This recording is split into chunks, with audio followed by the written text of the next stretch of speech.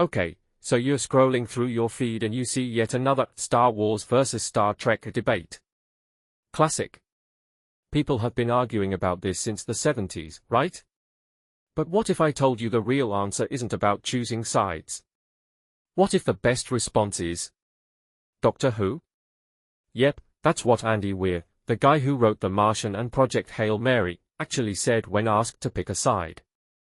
And honestly, the more I think about it, the more I'm like, he's not wrong. Let me explain why this cheeky answer actually reveals something deeper about sci-fi as a genre, and why we're all asking the wrong questions. /n/n. Alright, let's unpack this. First off, Star Trek and Star Wars are like the yin and yang of sci-fi. Trek is all about that rational utopia vibe, tech bros solving problems with science, exploring morality through a lens of progress. But here's the thing, even Trek isn't really hard sci-fi. I mean, come on, how many times have they used quantum fluxulators or subspace harmonics to magically fix a plot hole? It's fantasy dressed in lab coats. And Star Wars? Let's not kid ourselves. The opening crawl says it's a long time ago, not in the future. This is space fantasy with laser swords and mystical energy forces. It's mythology, not physics. /n/n. But here's where Weir's answer clicks. Doctor Who isn't just a time travel show, it's a genre blender.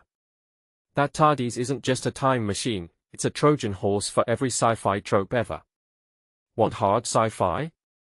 Try the episode where they freeze Earth's rotation. Moral dilemmas? The entire Davros Master saga. Political allegory? Pretty much any story involving the Daleks, or the recent season tackling immigration and authoritarianism. Whoopi Goldberg once called it the only show that makes you feel smart while it's scaring you. And that's exactly why it's the perfect bridge between Trek's idealism and War's myth-making. /n/n. Now, let me get controversial here. I think the reason this debate even exists is because fans get too hung up on canon or tone. But sci-fi isn't about rules, it's about metaphors. Star Trek uses aliens to talk about racism in the 60s. Star Wars uses the Force to mirror our struggles with power and identity. And Doctor Who? It's the ultimate metaphor machine.